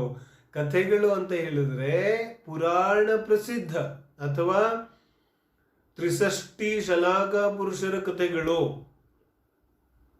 ಚರಂ ಶರೀರಿ ಜೀವಿಯ ಕಥೆಗಳು. ಯಾವ ಯಾವ ಜೀವಿಗಳು ಈ ಒಂದು ಭವದಲ್ಲಿ ಮೋಕ್ಷವನ್ನ ಪಡ್ಕೊಳ್ತವೆ ಅಥವಾ ವಿಶುದ್ಧವಾದ ಸಾಧನೆಯನ್ನ ಮಾಡ್ತವೆ, ಅಂತಹ ಜೀವಿಗಳ ಚರಿತ್ರೆಯನ್ನ ವರ್ಣನೆ ಮಾಡತಕ್ಕಂತಹ ಪದ್ಧತಿ, ಅದಕ್ಕೆ ನಾವು ಪ್ರಥಮಾನುಯೋಗ ಪದ್ಧತಿ ಅಂತ ಕರಿತೇವೆ. ಇದರಲ್ಲಿ ಏನೇನ್ ಬರುತ್ತೆ, ಯಾವ್ಯಾವ ಶಾಸ್ತ್ರಗಳು ಬರುತ್ತೆ, ಸಾಮಾನ್ಯವಾಗಿ ನಾವು ಇದನ್ನ ಚರ್ಚೆ ಮಾಡೋದಿದೆ. ಯಾಕಂದ್ರೆ ಮುಂದೆ ಹೋಗಿ ನಾವು ಇದರ ವಿಶೇಷ ಚರ್ಚೆಯನ್ನ ಮಾಡೋದಿದೆ. ಸಾಮಾನ್ಯವಾಗಿ ನಾವು ನೋಡಕ್ ಹೋದ್ರೆ ಎಲ್ಲಾ ಚರಿತ್ರ ಗ್ರಂಥಗಳು ಅಂದ್ರೆ ಚರಿತ್ರ ಗ್ರಂಥಗಳು ಮತ್ತೆ ಪುರಾಣ ಗ್ರಂಥಗಳು ಎರಡು. ಉದಾಹರಣೆಗೆ ಪದ್ಮ ಪುರಾಣ, ಹರಿವಂಶ ಪುರಾಣ, ಆದಿನಾಥ ಪುರಾಣ, ಆದಿ ಪುರಾಣ. ಈ ಎಲ್ಲ ಪುರಾಣ ಶಬ್ದಗಳು ಯಾವ್ದ್ಯಾವ್ದ್ರಲ್ಲಿ ಬರ್ತಾ ಇದೆಯಲ್ಲ, ಈ ಪುರಾಣಗಳೆಲ್ಲ ಪ್ರಥಮಾನುಯೋಗದ ಶಾಸ್ತ್ರಗಳಿದೆ. ಅದೇ ರೀತಿಯಾಗಿ ಚರಿತ್ರ, ಜಂಬೂಸ್ವಾಮಿ ಚರಿತ್ರ, ನೇಮಿನಾಥ ಚರಿತ್ರ, ಶಾಂತಿನಾಥ ಚರಿತ್ರ. ಈ ಚರಿತ್ರೆ ಎಷ್ಟೆಲ್ಲ ಬರ್ತಿದೆಯಲ್ಲ, ಈ ಚರಿತ್ರೆಗಳೆಲ್ಲವೂ ಕೂಡ ಪ್ರಥಮಾನುಯೋಗದ ಶಾಸ್ತ್ರಗಳಿದೆ. ಅರ್ಥ ಆಗುತ್ತೆ? ಪುರಾಣಗಳು ಮತ್ತು ಚರಿತ್ರ ಕಾವ್ಯಗಳು ಇವೆಲ್ಲವೂ ಕೂಡ ಪ್ರಥಮಾನುಯೋಗದ ಗ್ರಂಥಗಳಿದೆ. ಇದರಲ್ಲಿ ಏನು ವರ್ಣನೆ ಇರುತ್ತೆ? ಇದರಲ್ಲಿ ಮಹಾಪುರುಷರ ಜೀವನ ಚರಿತ್ರೆಯನ್ನ ವರ್ಣನೆ ಮಾಡಿರ್ತಾರೆ. ಮಹಾಪುರುಷರ ಜೀವನ ಚರಿತ್ರೆಯನ್ನ ಯಾಕೆ ವರ್ಣನೆ ಮಾಡಿರ್ತಾರೆ? ಬಹಳ ಒಂದು ಸೂಕ್ಷ್ಮವಾದ ವಿಚಾರ ಏನು ಅಂತ ಹೇಳಿದ್ರೆ, ಪ್ರಥಮಾನುಯೋಗದ ವರ್ಣನೆ ಯಾತಕ್ಕೋಸ್ಕರ ಇದೆ? ಪ್ರಥಮಾನುಯೋಗದ ವರ್ಣನೆ ಯಾತಕ್ಕೋಸ್ಕರ ಇದೆ? ಪ್ರಥಮಾನಿಯೋಗದಲ್ಲಿ ಯಾವ ಕಥೆಗಳನ್ನು ಹೇಳ್ತಾ ಇದ್ದಾರೆ, ಅದರ ಒಂದು ಪ್ರಥಮಾನಿಯೋಗದ ಕಥೆ ಇದೆ, ಇನ್ನೊಂದು ನೀತಿ ಕಥೆ ಇದೆ. ನೀತಿ ಕಥೆ ಹೊರಗಡೆ ಇರುತ್ತಲ್ಲ, ಸುಳ್ಳು ಹೇಳಬಾರ್ದು, ಅಸತ್ಯ ಹೇಳಬಾರ್ದು ಇತ್ಯಾದಿಗಳಿಗೆ ಕಥೆ ಇರುತ್ತಲ್ಲ, ನೀತಿವಾನ್ ಲಕಡಹಾರ, वो सब कहानी है ना. तो ಒಂದು ಕಡೆಗೆ ಲೌಕಿಕ ಕಥೆಗಳಿದೆ, ಇನ್ನೊಂದು ಕಡೆಗೆ ಪ್ರಥಮಾನ್ಯೋಗದ ಕಥೆಗಳಿದೆ. ಎರಡರಲ್ಲೂ ಏನು ವ್ಯತ್ಯಾಸ ಇದೆ? समझ में आती है बात? बाहर लौकिक की कथाएं भी है और प्रथमान्योग की कथाएं भी है. तो दोनों में फर्क क्या है? जैसे राम और लक्ष्मण की कथा है, रामायण है, और उसके साथ साथ अकबर बीरबल की कहानियां भी है. तो दोनों में क्या डिफरेंस है? ಎರಡರಲ್ಲಿ ಏನು ವ್ಯತ್ಯಾಸ ಇದೆ? ಏನು ಹೇಳ್ತಾರೆ, ಪ್ರಥಮಾನುಯೋಗವನ್ನ ಕಥೆಗಳಿಗೋಸ್ಕರ ವರ್ಣನೆ ಮಾಡೋದಿಲ್ಲ. ಪ್ರಥಮಾನುಯೋಗದಲ್ಲಿ ವೀತರಾಗತೆಯನ್ನ ಪೋಷಿಸುವ ಮುಖ್ಯತೆಯಿಂದ ಜಿನವಾಣಿಯನ್ನ ಬರೀತಾರೆ. ಹಾಗಾದ್ರೆ ಎಲ್ಲಾ ಕಥೆಯನ್ನ ವರ್ಣನೆ ಮಾಡಿ ಕೊನೆಗೆ ಎಲ್ಲಿಗೆ ತಗೊಂಡೋಗೋರಿದ್ದಾರೆ? ಕೊನೆಗೆ ವೈರಾಗ್ಯಕ್ಕೆ ತಗೊಂಡೋಗೋರಿದ್ದಾರೆ. ಎಲ್ಲಾ ರೀತಿಯ ರಾಗದ ವಿಚಾರಗಳನ್ನ ವರ್ಣನೆ ಮಾಡಿ ಕೊನೆಗೆ ಉಪದೇಶ ಏನು ಕೊಡೋರಿದ್ದಾರೆ? ಕೊನೆಗೆ ಉಪದೇಶ ವೀತರಾಗವೇ ಶ್ರೇಷ್ಠ ಇದೆ ಅನ್ನೋದನ್ನ ಕೊಡೋರಿದ್ದಾರೆ. ಹಾಗಾದ್ರೆ ಯಾವ ಜಿನ್ವಾಣಿಯ ಚರ್ಚೆ ಇದೆ, ಪ್ರಥಮಾನುಯೋಗದ ಚರ್ಚೆ ಇದೆ, ಅದರಲ್ಲಿ ಕಥೆಗಳ ಬರ್ತಾ ಇದೆ, ಆದ್ರೆ ಕಥೆಗಳ ಉದ್ದೇಶ ವೈರಾಗ್ಯ ಇದೆ. ಮತ್ತೆ ಯಾರಾದ್ರೂ ಪ್ರಶ್ನೆ ಏನ್ ಕೇಳ್ಬೋದು? ಪ್ರಥಮಾನುಯೋಗದ ಉದ್ದೇಶ ವೈರಾಗ್ಯ ಇದೆ ಅಂತ ಅಂದಮೇಲೆ, ವೈರಾಗ್ಯವನ್ನೇ ತಿಳಿಸೋದಿದೆ ಅಂದಮೇಲೆ ಅಲ್ಲಿ ರಾಗದ ವಿಚಾರಗಳನ್ನು ತಿಳಿಸೋ ಅವಶ್ಯಕತೆಯೇ ಏನಿದೆ? ನೇರವಾಗಿ ವೀತರಾಗತೆಯನ್ನೇ ಹೇಳ್ಬೋದಲ್ಲ. ಆ ನಗರ ಹಿಂಗಿತ್ತು, ಆ ನಗರದ ರಾಜ ಇಷ್ಟು ಸುಂದರ ಇದ್ದ, ಅವನ ರಾಣಿ ಅದಕ್ಕಿಂತ ಸುಂದರವಾಗಿದ್ಲು, ಅವಳ ತಲೆ ಮೇಲೆ ಇಂಥ ಕಿರೀಟ ಇತ್ತು, ಅವಳ ಕೈಯಲ್ಲಿ ಇಂಥ ಬಳೆಗಳಿತ್ತು, ಏನ ಇದೆಲ್ಲ ವರ್ಣನೆ ಯಾಕಬೇಕಿತ್ತು? ನೇರವಾಗಿ ವೀತರಾಗತೆಯನ್ನೇ ಹೇಳ್ಬೋದಿತ್ತಲ್ಲ ಅಂತ ಪ್ರಶ್ನೆ ಬರುತ್ತೆ. ಆದ್ರೆ ನಿಜವಾಗಿ ಪ್ರಥಮಾನುಯೋಗದ ಪದ್ಧತಿ ಏನಿದೆ? ರಾಗದಿಂದ ವೀತರಾಗತೆ ಕಡೆಗೆ. ಯಾಕೆ? ನಮಗೆ ಸಂಸಾರದಲ್ಲಿ ಯಾವ ವಿಚಾರ ಇಷ್ಟ ಆಗೋದಿಲ್ಲ. ಸಮझ लो किसी को खेलना पसंद नहीं है ना. तो ಆಟ ಆಡೋದು ಯಾರಿಗೆ ಇಷ್ಟ ಇಲ್ಲ, ಅವನನ್ನ ಆಟ ಆಡಕ್ಕೆ ಕರ್ಕೊಂಡು ಹೋಗ್ಬೇಕಾಗಿದೆ. तो ಈಗ ಏನ್ ಮಾಡೋದು? ಏನ್ ಹೇಳ್ತಿದ್ದಾರೆ? ಆಟ ಆಡೋದು ಇಷ್ಟ ಇಲ್ಲ, ಆದ್ರೆ ಆಟ ಆಡಕ್ಕೆ ಕರ್ಕೊಂಡು ಹೋಗೋದಿದೆ. तो ಏನ್ ಮಾಡೋದು? ಒಂದು, ನೀವು ಆಟದ ಬಗ್ಗೆ ತುಂಬಾ ವರ್ಣನೆ ಮಾಡಿ, ಆಟ ಹಂಗಿರುತ್ತೆ, ಹೀಗಿರುತ್ತೆ, ಅದಿರುತ್ತೆ, ನೀನು ಏನೇ ವರ್ಣನೆ ಮಾಡಿದ್ರು ಅವನಿಗೆ ಇಷ್ಟನೇ ಇಲ್ವಲ್ಲ, ಅವನು ಬರೋದಿಲ್ಲ. ಅದಕ್ಕೆ ಏನ್ ಮಾಡ್ಬೋದು ನಾವು? ಅದಕ್ಕೆ ವಿರುದ್ಧ ಉಪಾಯವನ್ನ ಮಾಡ್ತೀವಿ. ನೀನು ಬರೀ ಬಾ ನನ್ನ ಜೊತೆಗೆ, ಆಟ ಆಡಬೇಡ. ನೀನು ಏನ್ ಹೇಳ್ತಿದ್ದಾರೆ? ನೀನು ನನ್ನ ಜೊತೆಗೆ ಬಾ, ಬರೀ ಕೂತ್ಕೊಂಡು ನೋಡ್ತಾ ಇರೋ, ನೀನು ಆಟ ಆಡಬೇಡ. ನೀನು ಬರೀ ನನಗೆ ಕಂಪನಿ ಕೊಡಕ್ ಬಾ ನನ್ನ ಜೊತೆಗೆ. ನೀನು ಬಾ, ನಿನ್ಗೆಲ್ಲ ಆಟ ಆಡಕ್ ನಾನು ಆಟ ಆಡಕ್ಕೆ ಕರಿತಾ ಇಲ್ಲ, ನೀನು ಬರೀ ಬಾ ನನ್ನ ಜೊತೆಗೆ ಅಂತ ಕರ್ಕೊಂಡು ಹೋಗ್ತೇವೆ. ಮತ್ ಕರ್ಕೊಂಡು ಹೋಗಿ ಸ್ವಲ್ಪ ಕೂರಿಸ್ತೇವೆ. ಆಮೇಲೆ ಅಲ್ಲಿ ಕೂತ್ಕೊಂಡು ಏನ್ ಮಾಡ, ಅಲ್ಲಿ ಕೂತದೆ, ಇಲ್ಲಿ ಬಂದು ಆಡು ಅಂತ ಆಟ ಆಡಕ್ ಕರೆಸ್ತೇವೆ. ಮತ್ತೆ ಆಟ ಆಡ್ತಾ ಆಡ್ತಾ ಆಡ್ತಾ ಆಡ್ತಾ ಏನಾಗ್ಬಿಡುತ್ತೆ, ಅವನಿಗೆ ಆಟದ ರುಚಿ ಹಿಡ್ಕೊಂಡ್ಬಿಡುತ್ತೆ. ಆಮೇಲೆ ಕರೆಯೋದೇ ಬೇಕಾಗಿಲ್ಲ, ಅವನೇ ಬರ್ತಾನೆ ಮೊದಲು. ಅರ್ಥ ಆಗ್ತಿದೆ? ಆಮೇಲೆ ಕರೆಯೋದು ಬೇಕಾಗಿಲ್ಲ. ಒಂದು ಸಲ ರುಚಿ ಬಂದ ಮೇಲೆ ಆಮೇಲೆ ಹಿಂದಿನ ವಿಚಾರಗಳೆಲ್ಲ ಬೇಕಾಗಿಲ್ಲ. ಆ ಎಲ್ಲ ಹಿನ್ನೆಲೆ, ಆ ಎಲ್ಲ ಒಂದು ಭೂಮಿಕೆ ಎಲ್ಲ ಬೇಕಾಗಿಲ್ಲ. ಈಗ ಅವನೇ ನೇರವಾಗಿ ಬರ್ತಾನೆ, ನಡಿ ಆಟ ಆಡಕ್ ಹೋಗೋಣ. ಹಾಗೆ ಯಾವ ಪ್ರಥಮಾನುಯೋಗದ ಶಾಸ್ತ್ರಗಳಿದೆ, ಯಾವ ಜೀವ ಸಂಸಾರದಲ್ಲಿ ಅತ್ಯಂತ ಸುಖ ಸಾಮಗ್ರಿಗಳಲ್ಲಿ, ಇಂದ್ರಿಯ ಭೋಗಗಳಲ್ಲಿ ತಲ್ಲೀನನಾಗಿದ್ದಾನೆ, ನನಗೆ ಟಿವಿ ನೋಡ್ಕೊಂಡು ಆರಾಮಾಗಿ ಕೂತ್ಕೊಂಡ್ರೆ ಸಾಕು, ಯಾವ ಶಾಸ್ತ್ರ ಸ್ವಾಧ್ಯಾಯ, ಯಾವ ಸ್ವಾಧ್ಯಾಯ ಮಾಡಿ, ಅಯ್ಯೋ ಅದೆಲ್ಲ ತಲೆನೋವುತ್ತೆ, ಅದು ನಂಗೆ ಆಗೋದಿಲ್ಲ, ಹಾಗೆ ಹೀಗೆ, ನನಗೆ ಶಾಸ್ತ್ರ ತಿಳಿಯೋದಿಲ್ಲ, ಅದು ಆ ವಿಚಾರ ಅರ್ಥ ಆಗೋದಿಲ್ಲ, ಈ ವಿಚಾರ ಅರ್ಥ ಆಗೋದಿಲ್ಲ, ನಂಗೆ ಸಂಸ್ಕೃತ ಬರಲ್ಲ, ಪ್ರಾಕೃತ ಬರೋದಿಲ್ಲ, ನಂಗೇನೂ ಅರ್ಥ ಆಗೋದಿಲ್ಲ. ಅರೆ ನಿಂಗೇನು ಅರ್ಥ ಆಗೋದಿಲ್ಲ ತಾನೆ, ನಾ ಕತೆ ಹೇಳ್ತೀನಿ ಬಾ, ನಿನಗೆ ಅರ್ಥ ಆಗುತ್ತೆ. ನಿನಗೆ ಕಥೆಗಳು ಇಷ್ಟ ತಾನೆ? ನಂಗೆ ಕಥೆಗಳು ಇಷ್ಟ. ನಿನ್ ಕಥೆನೇ ನಾನು ಹೇಳ್ತೀನಿ ಬಾ ಅಂತ. ಕಥೆ ಹೇಳ್ತಾರೆ. ಸುಂದರವಾಗಿ ವರ್ಣನೆ ಮಾಡ್ತಾ ಮಾಡ್ತಾ ಮಾಡ್ತಾ ಕಥೆ ಹೇಳ್ತಾರೆ. ಆ ಕಥೆ ಹೇಳ್ತಾ ಹೇಳ್ತಾ ಹೇಳ್ತಾ ಹೇಳ್ತಾ ಮಧ್ಯದಲ್ಲಿನೇ ವೀತರಾಗತೆಯನ್ನು ಸೇರಿಸ್ಬಿಡ್ತಾರೆ. ಇವನಿಗೆ ಗೊತ್ತೂ ಆಗೋದಿಲ್ಲ, ಇವನಿಗೆ ಗೊತ್ತಾಗದೇ ಇರುವಂಗೆ ಮಧ್ಯದಲ್ಲಿ ವೀತರಾಗತೆಯನ್ನು ಸೇರಿಸ್ಬಿಡ್ತಾರೆ. ಶಾಂತಿನಾಥ ಪುರಾಣದಲ್ಲಿ ಶಾಂತಿನಾಥ ಭಗವಂತನ ವರ್ಣನೆ ನಡೀತಾ ಇದೆ. ಅವರ ಶ್ರೇಷ್ಠಿಯಾಗಿದ್ದಾಗ ಭೋಗಗಳ ವರ್ಣನೆ ಎಲ್ಲ ನಡೀತಾ ಇದೆ. ಅದರ ಜೊತೆಗೆ ಅವನ ಮಗ ಅನ್ಯ ಯಾರ ಹೆಣ್ಣು ಮಗಳ ಮೇಲೆ ಮೋಹಿತ ಆಗ್ತಾನೆ. ಅದೆಲ್ಲ ರಾಗದ ವಿಚಾರಗಳು ನಡೀತಾ ಇದೆ. ಮಧ್ಯದಲ್ಲಿ ಏನಾಗ್ಬಿಡುತ್ತೆ, ತಂದೆ ತಾಯಿ ಇಬ್ರು ಕೂಡ ನೇಣು ಹಾಕೊಂಡ್ಬಿಡ್ತಾರೆ. ಮತ್ತು ಅವಾಗಿನ ಅದನ್ನ ನೋಡಿದಂತಹ ಆ ಮಗ ಮದುವೆ ಎಲ್ಲನ ಬಿಟ್ಟು ಜಿನದೀಕ್ಷೆಯನ್ನು ತಗೊಂಡ್ಬಿಡ್ತಾನೆ. ವೈರಾಗ್ಯದ ಪ್ರಸಂಗ ಶುರುವಾಯಿತು. ನೋಡ್ತಾ ಇದ್ದಂಗೆ ರಾಗದ ವಿಚಾರ ನಡೀತಾ ಇತ್ತು. ಅಷ್ಟರಲ್ಲೇ ವೀತರಾಗದ ವಿಚಾರ ಶುರು ಆಯ್ತು. ಇವನಿಗೆ ಗೊತ್ತೇ ಆಗ್ಲಿಲ್ಲ ವೀತರಾಗತೆ ಯಾವಾಗ ಬಂತು ಅಂತ. ಆದ್ರೆ ಇವನ ತಲೆಯಲ್ಲಿ ವೀತರಾಗತೆಯ ಒಂದು ಮಹಿಮೆ ಪ್ರವೇಶ ಆಯ್ತು. ಅರ್ಥ ಆಗ್ತಿದೆ? ಈ ದೃಷ್ಟಿಯಿಂದ ಪ್ರಥಮಾನುಯೋಗದ ವರ್ಣನೆ ಇದೆ. ಆದರೆ ಯಾರಿಗೆ ಈ ವಿಚಾರವನ್ನೇ ಬಿಟ್ಟು ವೈದ್ಯ ಇರ್ತಾರಲ್ಲ, ವೈದ್ಯ, ಅಲೋಪತಿ ವಿಚಾರ ಮಾತಾಡ್ತಾ ಇಲ್ಲ ನಾನು,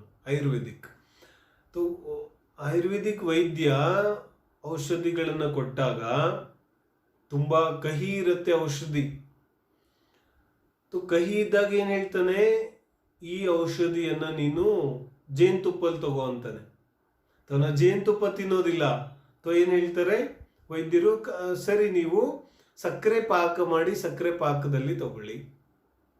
ಅರ್ಥ ಆಗುತ್ತೆ? ಸಕ್ಕರೆ ಪಾಕದಲ್ಲಿ ಔಷಧಿಯನ್ನ ತಗೊಳ್ಳಿಕ್ಕೆ ಹೇಳ್ತಾರೆ. ಅಥವಾ ನಾವು ಚಿಕ್ಕ ಮಕ್ಕಳಿಗೆ ಔಷಧಿಯನ್ನ ನುಂಗಿಸ್ಬೇಕಾದ್ರೆ, ಟ್ಯಾಬ್ಲೆಟ್ ನುಂಗಿಸ್ಬೇಕಾದ್ರೆ ಏನ್ ಮಾಡ್ತೀವಿ, ಯಾವ್ದಾದ್ರು ಸಿಹಿ ಒಳಗಡೆ ಆ ಟ್ಯಾಬ್ಲೆಟ್ ಅನ್ನ ಇಟ್ಬಿಟ್ಟು ಸಿಹಿ ಹಾಕ್ಬಿಟ್ಟು ನುಂಗಿಸ್ಬಿಡ್ತೀವಿ ಏನ. ಆದ್ರೆ ಯಾವುದೋ ಒಬ್ಬ ಬುದ್ಧಿವಂತ ಬಾಲಕ ಏನ್ ಮಾಡ್ಬೋದು, ಸಿಹಿ ಏನೋ ಇಷ್ಟ ಅವನಿಗೆ, ಆದ್ರೆ ಸಿಹಿ ತಿನ್ಬೇಕು ಅಂತ ಟ್ಯಾಬ್ಲೆಟ್ ತಿನ್ನಲ್ಲ ಅವನು. ಸಿಹಿಯನ್ನ ತಗೊಂಡ್ಬಿಟ್ಟು ನಿನ್ನೆಯ ಒಂದು ನಮ್ಮ ಯಾವ ಲಿಂಕ್ ಇದೆ ಅದು ವರ್ಕ್ ಆಗದೆ ಇರೋದ್ರಿಂದ ಸಮಯ ಪುನಃ ಈ ಒಂದು ಅಪ್ಲಿಕೇಶನಲ್ಲಿ ಸಮಯ ಮುಗಿದೋಗುತ್ತೆ. ಹಾಗಾಗಿ ಇದು ಪೂರ್ಣ ಆಗೋದಿಲ್ಲ. ನಾಳೆ ನಾವು ವಿಚಾರವನ್ನು ಪೂರ್ಣ ಮಾಡಬಹುದಿದೆ. ಆದರೆ ಆ ಬಾಲಕ ಏನು ಮಾಡ್ತಾನೆ, ಆ ಬಾಲಕ ಆ ಸಿಹಿ ಒಳಗಡೆಯಿಂದ ಟ್ಯಾಬ್ಲೆಟನ್ನು ತೆಗೆದು ಬಿಸಾಕ್ಬಿಟ್ಟು ಸಿಹಿ ಮಾತ್ರ ತಿನ್ಬಿಡ್ತಾನೆ. ಈಗ ರೋಗ दूर आगुत्तेनो, इसका दुख दूर होगा क्या, रोग दूर हुआ क्या, होगा क्या, कि बोलते नहीं होगा, कैसे दूर होगा, इसने तो और मिठाई खाई है तो और बढ़ने वाला है, दूर कैसे होगा. ऐसे ही प्रथमान योग पढ़ते पढ़ते पढ़ते ಪ್ರಥಮಾನ್ ಯೋಗವನ್ನ ಓದ್ತಾ ಓದ್ತಾ ಓದ್ತಾ ತುಂಬಾ ಇಂಟ್ರೆಸ್ಟ್ ಬರ್ತಾ ಇದೆ. ಎಲ್ಲ ಓದ್ತಾ ಇದ್ದೇನೆ. ಮತ್ತು ಮಧ್ಯದಲ್ಲೇ ಒಂದು ವೈರಾಗ್ಯದ ಪ್ರಸಂಗ ಬರುತ್ತೆ. ಅದು ಇವನಿಗೇನು ಅರ್ಥ ಆಗೋದಿಲ್ಲ, ಓದಕ್ಕೆ ಇಷ್ಟ ಆಗೋದಿಲ್ಲ. ಏನ್ ಮಾಡ್ತಾನೆ, ಪೇಜ್ ನೆಕ್ಸ್ಟ್ ಪೇಜ್ ಅದನ್ನು ಬಿಟ್ಬಿಡ್ತಾನೆ, ಮುಂದೆ ಹೋಗ್ಬಿಡ್ತಾನೆ. ಅದನ್ನು ಬಿಟ್ಟು ಪುನಃ ಎಲ್ಲಿಂದ ಕತೆ ಶುರುವಾಗತ್ತೆ ಅಲ್ಲಿಂದ ಓದ್ತಾನೆ. ಮತ್ ಪುನಃ ಓದ್ತಾ ಓದ್ತಾ ಓದ್ತಾ ಎಲ್ಲಾದ್ರೂ ವೈರಾಗ್ಯದ ಪ್ರಸಂಗ ಬರುತ್ತೆ, ಅದನ್ನು ಓದೋದಿಲ್ಲ. ಅದನ್ನ ಪೇಜ್ನ ಪುನಃ ಪಲ್ಟಾಯಿಸಿ ನೆಕ್ಸ್ಟ್ ಪೇಜಿಗೆ ಹೋಗ್ತಾನೆ. ಹಾಗಾದ್ರೆ ಆ ಜೀವಕ್ಕೆ ಪ್ರಥಮಾನುಯೋಗವನ್ನು ಓದೋದ್ರಿಂದ ಏನು ಪ್ರಯೋಜನ ಇದೆ?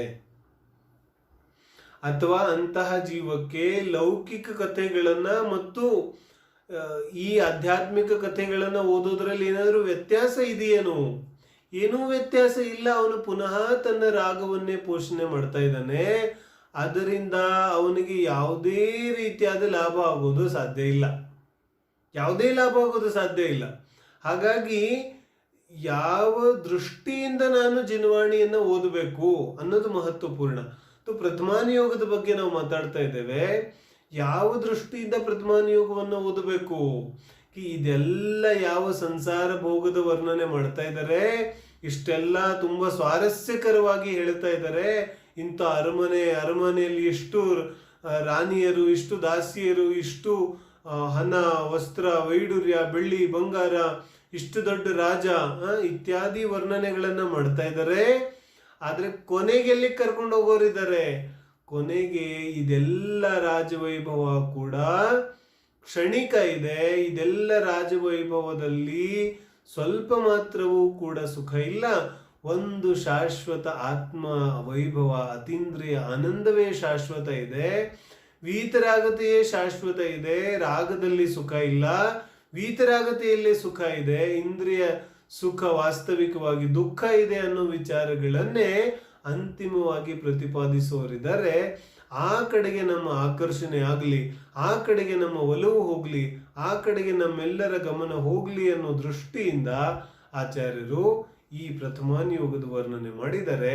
ಹಾಗಾಗಿ ಈ ಪ್ರಥಮಾನಿಯೋಗದ ವರ್ಣನೆಯನ್ನ ಅದೇ ರೀತಿಯಾಗಿ ತಿಳಿದು ಅದನ್ನು ನಾವು ಓದಲಿಕ್ಕೆ ಪ್ರಾರಂಭ ಮಾಡಿದ್ರೆ ಖಂಡಿತವಾಗ್ಲೂ ಮತ್ತಷ್ಟು ಹೊಸ ವಿಚಾರಗಳು, ಹೊಸ ದೃಷ್ಟಿಯಿಂದ ನಮಗೆ ಜೈನ ಕಥೆಗಳ ಮೂಲಕ ತಿಳಿಯೋದು ಸುಲಭವಾಗುತ್ತೆ, ಸಾಧ್ಯವಾಗುತ್ತೆ.